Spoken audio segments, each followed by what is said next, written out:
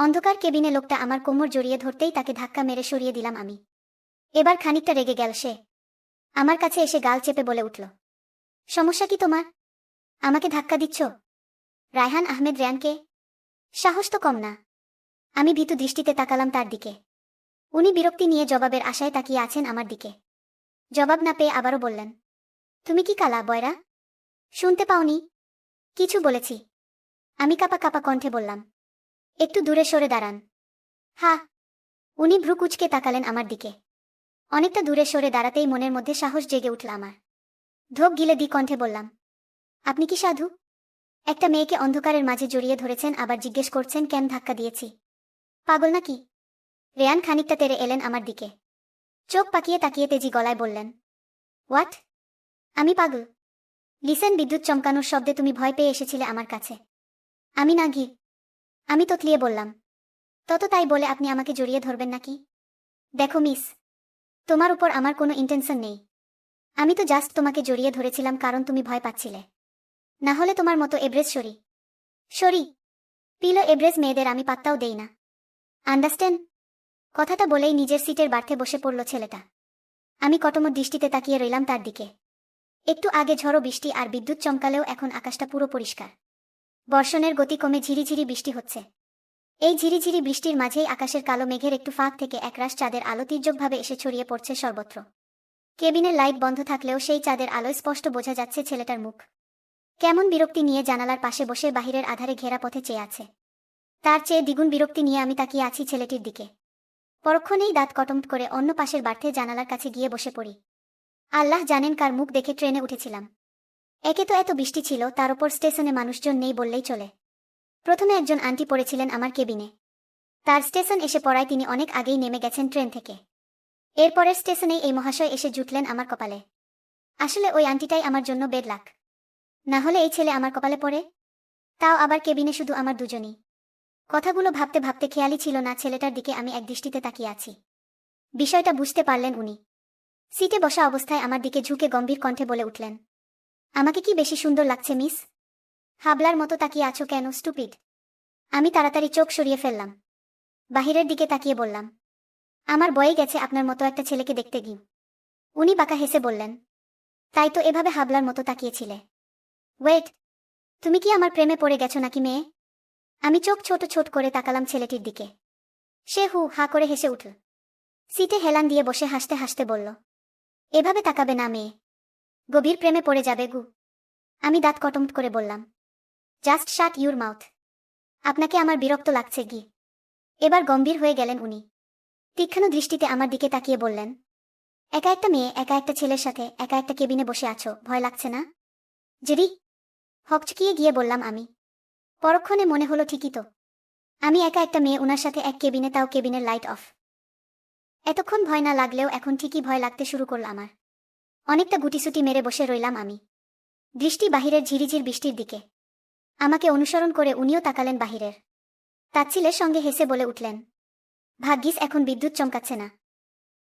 না হলে তো অনেক মেয়ে আছে ভয়ের নাটক করে সেধে সেধে জড়িয়ে ধরে অচেনা একটা ছেলেকে। পরে ব্লেম কিন্তু ওই অচেনা ছেলেকেই দেয় কি। বুঝতে পারলাম কথাটা সে আমাকে উদ্দেশ্য করেই বলছে। তাই কিছু বলতে যাব তার আগেই ছেলেটার ফোন বেজে উঠল। উনি আমার দিকে একবার আর চোখে তাকিয়ে সিটে হেলান দিয়ে বসে ফোন রিসিভ করেই বলে উঠলেন, হ্যাঁ কি হয়েছে? ওপাশ থেকে কিছু বলতেই উনি আবারও বলে উঠলেন, না ঠিক আছি, বাট আশেপাশের অবস্থা খারাপ, বিরক্তিকর একটা অবস্থা। এ পর্যায়ে উনার দিকে তীক্ষ্ণ দৃষ্টিতে তাকালাম আমি। বুঝতে পারছি না কথাটা কি আমাকে উদ্দেশ্য করেই বলেছেন নাকি অন্য কিছু। এদিকে উনি গম্ভীর কণ্ঠে ফোনের ওপাশের ব্যক্তিকে আবারও বললেন, সবুজ, বেশি বেশি হচ্ছে এটা। আমি কখন কি করব এটা তোকে বলার তো কোনো প্রয়োজন নেই। আমার কাজ একটু আগে শেষ হয়েছে বিধায় আমি এত রাতে এত বৃষ্টির মধ্যে ট্রেনে করে চট্টগ্রাম যাচ্ছি। এরপর আবার রাঙামাটি চাচ্চুর বাসা থেকে তোর বাসা। তোর কি ভালো লাগছে না এত কিছু? নাকি তোর নামের মতো তোকেও এখন সবুজ রঙের আকারাকৃতি বানিয়ে দিলে খুশি হবি? উনার কথায় এবার খানিকটা ভাবতে লাগলাম, কেননা আমিও রাঙামাটি যাচ্ছি। এর মাঝে ছেলেটা কথা শেষ করে ফোনটা পকেটে ঢুকিয়ে নিল। মাথার নিচে দুহাত রেখে স্টান হয়ে শুয়ে পড়ল সিটে। এবার খানিকটা অস্বস্তি হতে লাগলো আমার। অন্ধকার কেবিনে আমার সামনেই একটা ছেলে শুয়ে আছে। ব্যাপারটা কেমন না? তাই খানিক্ষণ চুপ থেকে আমতা আমতা করে বলে উঠলাম, শুনছেন ভাইয়া, কেবিনের লাইটটা কি জ্বালাতে পারি প্লিজ? উনি একটু সময় নিয়ে বললেন, কেন? আমার অন্ধকার প্রচণ্ড ভয় লাগে। তাই কেবিনে যথেষ্ট চাঁদের আলো আছে, ভয় পাওয়ার তো কথা না আগে। আমি অস্বস্তি নিয়ে বলে উঠলাম, আসলে ভাইয়া আমার অস্বস্তি লাগছে, প্লিজ লাইটটা জ্বালাই। আমার ঘুমের ডিস্টার্ব হবে এতে, সো পারমিশন দিতে পারছি না আগে। অতি বিরক্তি নিয়ে কথাটা বললেন উনি। রাগে দুঃখে নিজেরই চুল ছিঁড়তে ইচ্ছে করছে আমার। কিছু না বলে উঠে দাঁড়িয়ে কেবিনের লাইটটা জ্বালিয়ে দিলাম আমি। নিজের জায়গায় বসতেই খেয়াল করলাম সামনে শুয়ে থাকা ছেলেটা রাগী দৃষ্টিতে তাকিয়ে আছে আমার দিকে। বোধহয় আমি লাইট জ্বালানোতে রেগে গেছে। পরপরই কিছু না বলে সে কেবিন থেকে বের হয়ে গেল। আমি হতভম্ব হয়ে গেলাম। এটা কি হলো? লোকটা চলে গেল কেন? পরক্ষণেই ভাবলাম চলে গেছে ভালোই হয়েছে, তবে নিজের কাঁধের ব্যাগ নিয়ে যায়নি কেন? আমার প্রশ্নের উত্তর দিতেই হয়তো ছেলেটা কিছুক্ষণ পর আবারও এসে পড়ে কেবিনে। কেবিনের লাইট বন্ধ করে আগের মতো সিটে শুয়ে শান্ত অথচ গম্ভীর কণ্ঠে বলে উঠে, আমি অতি অভদ্র ছেলে মিস, তবে মেয়েদের প্রতি যথেষ্ট ভদ্র। কিন্তু রেগে গেলে সেই ভদ্রতাটাও থাকে না, তাই নিজের প্রতি একটু সতর্ক থাকবেন মিস। আশা করি কি বলতে চাচ্ছি বুঝতে পেরেছেন। মনে মনে ভাবছিলাম আবারও কেবিনের লাইটটা জ্বালাবো আমি, কিন্তু এমন থ্রেট শুনে ইচ্ছেটা মরে গেল আমার। তুমি থেকে একেবারে আপনিতে চলে যাওয়াটা হজম না হলেও ভীতি জিনিসটা কাজ করছে আমার মধ্যে। গুটিসুটি মেরে জ্বালানার কাজ ঘেঁষে বসে রইলাম। একটু পর পর ছেলেটার দিকে তাকাচ্ছি। সে নিশ্চিন্তে চোখ বন্ধ করে আছে, হয়তো ঘুমাচ্ছে। আমার ঘুম হারাম করে নিজে শান্তিতে ঘুমাচ্ছে। আহা, কি শান্তি! যত সব চলবে। যাও পাখি বলো তারে। লেখা ঈশানুর তাসমিয়া মীরা। বাসর রাতেই আমার কোলটা দখল করে নেয় একটা পিচ্চি মেয়ে। প্রথম দফায় অবাকতায় জড়িয়ে যাই, আর দ্বিতীয় দফায় পুরোদমে স্তব্ধ হতে বাধ্য হই। সদ্য হওয়া স্বামী অবলীলায় বলে দেয়, বউয়ের অধিকার চেয়ে নিজেকে ছোট করবেন না আশা করি। টাকার লোভে বিয়ে করেছেন আমাকে, এটা আমি জানি। ছোঁয়া আমার মেয়ে, আপনাকে বিয়ে করার বিন্দুমাত্র ইচ্ছে ছিল না আমার। দ্বিতীয়বার ঘর বাঁধার স্বপ্ন আমি দেখি না। ডিভোর্সের জন্য তৈরি হন। এহেন কথার পিঠে ফ্যাল করে তাকিয়ে থাকা ছাড়া সেদিন দ্বিতীয় কোনো অভিব্যক্তি মুখে জমাতে পারিনি। কোলে বসে থাকা 5 বছরের মেয়েটার দিকে অনিমেষ তাকিয়েছিলাম আমি। জানি না বাচ্চাটা কি বুঝল। সে হঠাৎই এক পলকে আমার ডান হাতটায় দাঁতের দাগ ফেলে দিল। একটা কামড় দিয়ে দৌড়ে চলে গেল ঘরের বাইরে। অনেক আগেই তার বাবাও চলে গেছে। আমি হতভম্ব হয়ে বসে রইলাম মিনিট 3। তারপরই হঠাৎ কাল পরিস্থিতি মাথা ঘুরিয়ে তুলল। সুদূর হতে তীক্ষ্ণ তীর এসে যেন গেঁথে পড়ল বুকে। ভেবেছিলাম সব দুঃখ বুঝি এবার বিয়ের দ্বারা অবসান হবে, শেষ ভালোটা এবার হওয়ার পথে। কিন্তু আমার জন্য যে সুখ কানা কলসির জল। উচ্চবিত্ত পরিবারের বউ হয়ে এসেও আমি রইলাম মুখগণ্য। স্বামী অমান্য করল আমাকে। খুব ছোটতে বাবা মা হারিয়ে চাচার বাড়িতে ঠাঁই পেয়েছিলাম। অবমাননা লাগ হিংসনা সইয়ে 20টা বছর পেরোনোর পর আমি চেয়েছিলাম একটা ঘর বাঁধব। দোচালা টিনের ঘর হলেও বেশ হবে। আমার আপন সংসার এসে আর আমি মিলে যাত্রা দিয়ে পার করব যুগের পর যুগ। দুমুঠো ভাত খাবো মরিচ আর লবণের সন্ধিতে। তবুও আমি আমার আঙ্গিনায় সুখের বাগান করব। এই মেয়ে তোমার জন্য বাবা বকা খাচ্ছে দাদুর কাছে। তুমি কেন আমার বাবাকে বিয়ে করেছ? অগোছালো ভাবনার মাঝে এমন কথা কর্ণকুহরে পৌঁছাতেই আমি চোখ ফিরে চাইলাম। ছোঁয়া মেয়েটা দাঁড়িয়ে আছে আমার সামনে। ভীষণ রাগ যেন তার চোখ মুখ জুড়ে। আমি কিছুটা আতঙ্ক নিয়ে কান সজাগ করলাম। ড্রয়িং রুম হতে তুমুল কথা কাটাকাটির জের ভেসে আসছে রুমে। স্পষ্ট একটা ভারী কণ্ঠ কঠোর করে বলছে, একদম বেআদবি করবে না স্মরণ। বিয়ে হয়েছে এখন তোমাকে মানতে হবে। মেয়ে তো এমন না যে অশিক্ষিত অসুন্দর। তো আমি তো বলেছিলাম আমার কাউকে দরকার নেই। আমি একা ভালো আছি। জীবনে চলতে গেলে কাউকে পাশে দরকার স্মরণ। তোমারও তো দরকার ছিল বাবা। মামারা যাওয়ার পর তুমিও তো কারো হাত ধরনি। আবেগ মিশ্রিত কণ্ঠটা যেন বাড়ি স্তব্ধ করে দিল। বাবার মুখ হতে তাৎক্ষণিক কিছু শোনা গেল না। বাবা, আমি ঘর সংসার করতে পারবো না। তাদের কথার মাঝে আমি দরজার আড়ালে লুকিয়ে পড়লাম। দরজার এক ফালি ফাঁক দিয়ে অসহায় চোখে তাকিয়ে রইলাম স্মরণ নামের মানুষটার দিকে। কি হয়েছিল তার? মেয়েটা তবে তারই? তার পূর্বে একটা সংসারও ছিল। ভাবনার মাঝে অজান্তে চোখ ভিজে উঠল। সে এদিকেই আসছে।